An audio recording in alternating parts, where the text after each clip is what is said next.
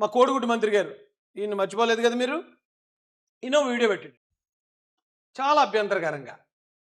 ఇప్పుడు విమర్శలు చేయొచ్చు వైసీపీలో. నేను చెప్పేది ఏంటంటే, గతంలో మీరు అధికారంలో ఉన్నప్పుడు మేము కూడా మిమ్మల్ని విమర్శించాం, ఆధారాలు చూపించాం. ఏ మంత్రి తప్పు చేస్తున్నాడు, ఏ ఎమ్మెల్యే తప్పు చేస్తున్నాడు, జగన్మోహన్ రెడ్డి గారి నిర్ణయాలు ఎలా తప్పుడుగా వెళ్తున్నాయి, వీళ్ళ నేరాలు చేస్తుంటే, దళితుల మీద దాడులు చేస్తుంటే, బీసీల మీద దాడులు జరుగుతుంటే, బీసీ కార్పొరేషన్ నాశనం అవుతుంటే వీళ్ళు ఎలా ఇచ్చేయట్లేదు, ఈ ప్రభుత్వాన్ని ఎందుకు దించాలి, అది ప్రాపర్గా జనానికి కమ్యూనికేట్ చేసాం. 151లో ఉన్న వాళ్ళు 11కి దింపాం. మీరు ఏం చేయాలి, ప్రభుత్వాన్ని టార్గెట్ చేయాలంటే ప్రభుత్వం ఎక్కడన్నా వైఫల్యాలు ఉంటే చెప్పాలి. ఏ మంత్రి అయినా ఏ ఎమ్మెల్యే అయినా తప్పులు చేస్తూ ఉంటే చెప్పాలి. అంతేగాని పర్సనల్గా ట్రోల్ చేయటువంటి ట్రోల్. మీరేమన్నా ట్రోలర్సా? మీరు మాజీ ఎమ్మెల్యేలు, మాజీ మంత్రులు, రాజకీయ నాయకులు, మీరేదో ట్రోలర్స్ లాగా మహిళల్ని ట్రోల్ చేయటం, పిల్లల్ని ట్రోల్ చేయటం, లేకపోతే మహిళల ఆ మేకప్ల మీద మాట్లాడడం. ఏంటే మీరు ఎలా తయారయ్యారు? మీరు ఎలా తయారవటం వల్లే కదా, గతంలో కూడా మహిళల పట్ల మీరు ఎలా బిహేవ్ చేయటం వల్లే కదా 151 నుంచి 11కి వచ్చి కూర్చున్నారు. చాలామంది మంత్రులు కూడా ఇవాళ ఖాళీగా రోడ్ల వెంబడి తిరుగుతున్నారు, అసెంబ్లీకి కూడా వెళ్ళకుండా, ఎమ్మెల్యేలు కూడా అవ్వకుండా. ఇంకా బుద్ధి రాదా మీకు? మనకు ఒక మేకప్ మంత్రి ఉంది, మీ అందరు ఎవరికి చెప్పాల్సి లేదు. సరిగ్గా ఇటువంటి ఎండలో తీసుకెళ్తే కేజీ బయటపడతారు, కేజీ పుట్టి పెట్టవచ్చు. ఏమి ఎంత చీప్గా ఉన్నారు. ఇప్పుడు ఒక సాధారణ వైసీపీ కార్యకర్త అలా మాట్లాడాడంటే మనం దాన్ని ఏం తప్పట్టక్కర్లే. అవును, అతని స్థాయి అంతే, అలా మాట్లాడతాడు అనుకోవచ్చు. ఓ సోషల్ మీడియా కార్యకర్త వైసీపీ పేటీఎం కుర్రోడు మాట్లాడాడంటే అర్థం చేసుకోవచ్చు. ఏమైనా ఓ మంత్రివి, మీ నాన్నగారు ఒక పెద్ద నాయకుడు, ఒక రాజకీయ వారసత్వం నుంచి వచ్చిన వ్యక్తివి, నువ్వు మాట్లాడాల్సిన చిల్లర మాటలు ఇవా?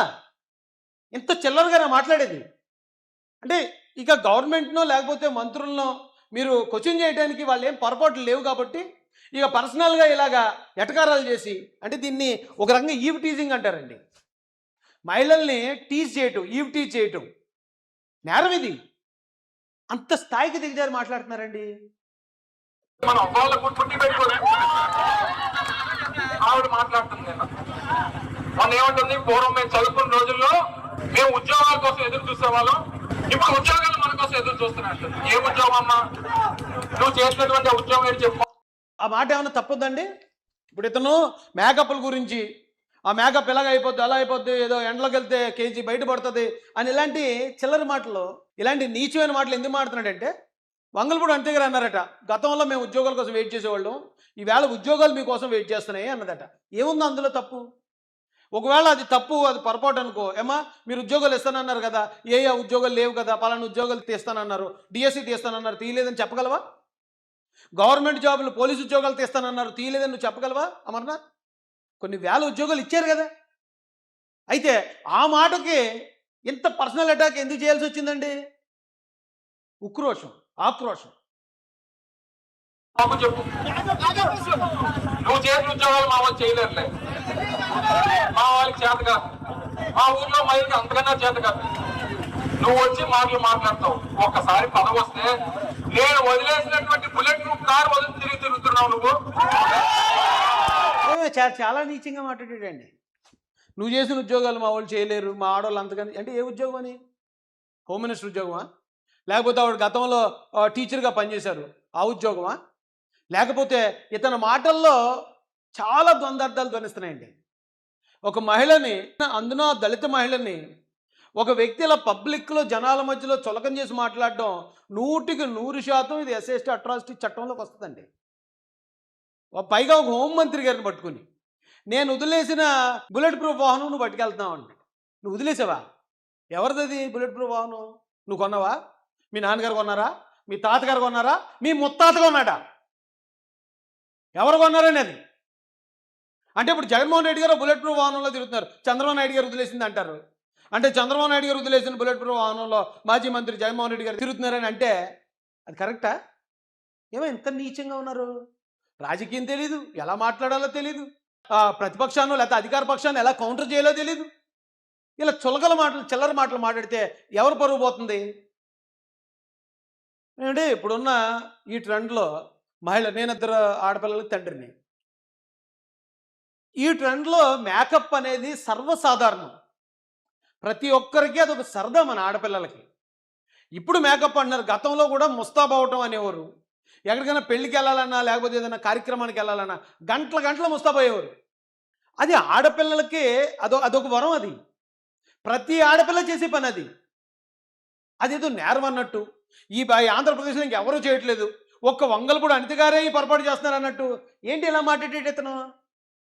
నాకు సిగ్గు అనిపించింది నిజంగా. ఇలాంటి వాడు ఒక మంత్రి చేసాడు అంటే.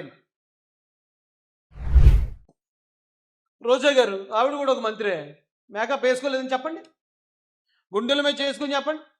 ఆవిడ బయటకు వచ్చేటప్పుడు ఎప్పుడు మేకప్ వేసుకోలేదని. వేసుకుంటారు కదా, అది మేము ఎప్పుడు క్వశ్చన్ చేయలేదు కదా. ఏమన్నా మేకప్ వేసుకుని అనుకుంటున్నారు రోజా గారు అని ఎప్పుడైనా? ఆవిడ మేకప్ గురించి మాకెందుకు? ఆవిడ ఎప్పుడైనా తప్పుగా మాట్లాడితే, బూతులు మాట్లాడితే, ఆవిడ దారుణంగా మాట్లాడితే మేము తిరిగి మాట్లాడాం తప్ప ఆవిడ మేకప్ ఏం వేసుకుంది, ఆవిడ చీర ఏం కట్టుకుంది, లేకపోతే ఆవిడ మ్యాచింగ్ ఏం వేసుకుంది, ఎందుకది మాకు? మా అప్పటి మాజీ హోంమంత్రి గారు కనుక్కోండి, అందరూ అక్క చెల్లెలతో సమానం అండి. ఇప్పుడు నా ఇంట్లో వాళ్ళు కూడా ఒకవేళ నా వైఫ్ వేసుకోపోవచ్చేమో కానీ నా పిల్లలు కూడా ఎప్పుడన్నా సరదాగా వెళ్ళినప్పుడు అది ముస్తాబవుతారండి ఆడపిల్లలు. వీళ్ళందరూ నా అక్క చెల్లెలాగే చెప్తున్నాను నేను. అంటే వీళ్ళందరినీ కూడా అవమానించినట్టే కదా. గుడివాడ అమర్నాథ్ ఆంధ్రప్రదేశ్లో ఉన్న ప్రతి ఒక్క మహిళని, ప్రతి ఒక్క అమ్మాయిని కూడా అతను అవమానించాడు. ఏమండి ఇంకో మంత్రి గారు మేకప్ వేసుకోలేదండి, విడుదల రజనీ గారు మేకప్ వేసుకుంటే అది నేరమా అండి? పుష్ప శ్రీవాణి గారు ఈవిడ డిప్యూటీ సీఎం కూడా చేశారు, ఉప ముఖ్యమంత్రి కూడా చేశారు. ఆవిడ మేకప్ వేసుకున్నారా లేదా చూడండి, కనుక్కోండి ఒకసారి. మీకు ఫోటోలు చూస్తేనే అర్థమవుతుంది కదా. వీళ్ళందరినీ నేను విమర్శించడానికి అంటలే, వీళ్ళందరినీ అక్క చెల్లెళ్ళు అనుకునే చూపించాను. అవన్నీ కూడా పబ్లిక్ డొమైన్లో వాళ్ళు పెట్టుకున్న ఫోటోలే, నేనేమి పర్సనల్ ఫోటోలు కూడా చూపించట్లే. ఏం తప్పు ఉందని మాట్లాడాడు గుడివాడ అమర్నాథ్ అలాగా? ఏమండి ఇంకొక ఫోటో చూపిస్తానండి, వీళ్ళ ఫ్యామిలీ ఫోటో. ఆ అమ్మాయి కూడా నా సొంత చెల్లితో సమానం, అది కూడా పబ్లిక్లో ఉన్న ఫోటోయే. ఒకసారి మాట్లాడండి చూసి. మేకప్ వేసుకుని ఉంటారా, వేసుకులేరా? ఎందుకు గుడివాడ అమర్నాథ్ ఇంత నీచంగా ఎందుకు మాట్లాడాడు నాకు అర్థం కాలేదండి. ఒక మహిళా మంత్రి, పైగా ఒక దళిత సామాజిక వర్గం నుంచి ఎదిగి అక్కడ వరకు వెళ్ళి మంత్రి అయింది. గుడివాడ అమర్నాథ్ నీకు మినిస్టర్ ఎందుకు ఇచ్చారు జగన్ గారు? నువ్వేం పొడిచావయ్యా? నీకు మినిస్టర్ అవడానికి నీకున్న అర్హత ఏంటి?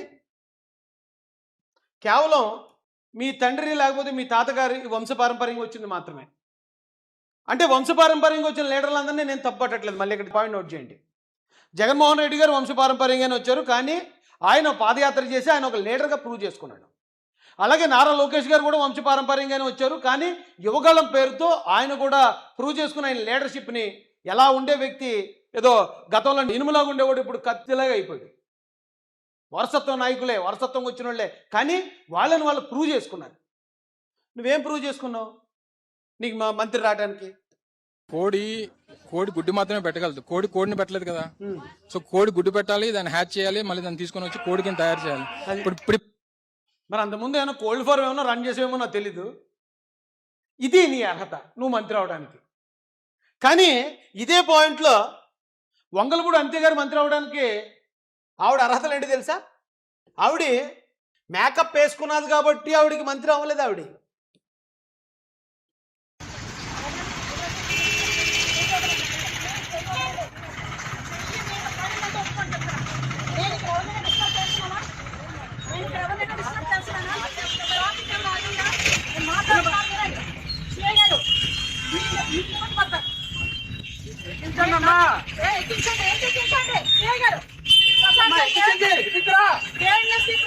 జగన్ గారు ముఖ్యమంత్రిగా ఉన్నప్పుడు పోలీసు ఎలా ఉండేవారండి?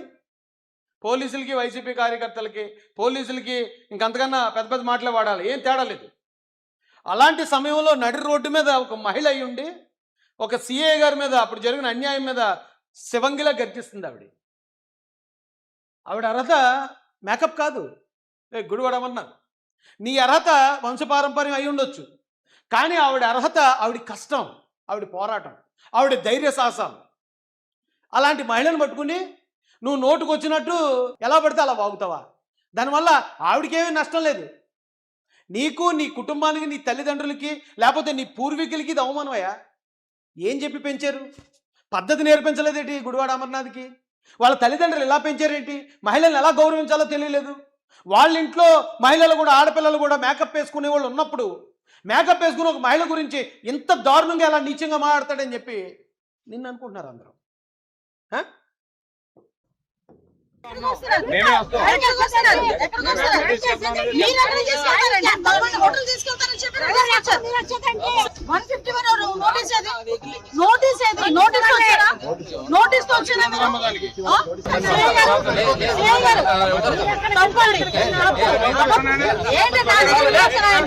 చూసావా ఆవిడ ఫైట్? ఏ రోజన్నా నువ్వు ఇలా చేసావా?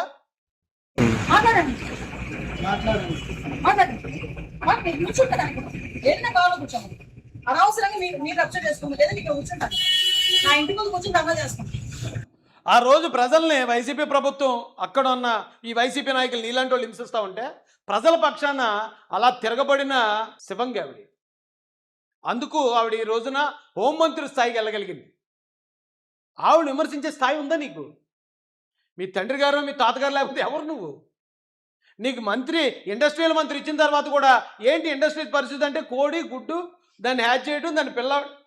అసలు బుద్ధునోడు ఎవడని చెప్తాడా? ఆ రోజు నువ్వు ఎంత ట్రోల్ అయ్యావయ్యా? ఆ రోజు ట్రోల్ అయ్యా, మళ్ళీ ఈ రోజు ట్రోల్ అవుతున్నావు. నువ్వు నోరిప్పకుండా ఉంటే నిన్ను మేధావి అనుకునే అవకాశం ఉంది ఈ రాష్ట్రం. నువ్వు నోరిప్పావనుకో ఇది ఇలాగే. మనోడితో పెర్ఫార్మెన్స్ చూపించి ఈ టాపిక్ ముగిద్దామంటే.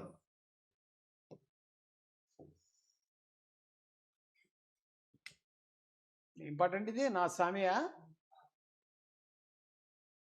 ఇతను మంత్రిగా ఉన్నప్పుడే ఈ పెర్ఫార్మెన్స్.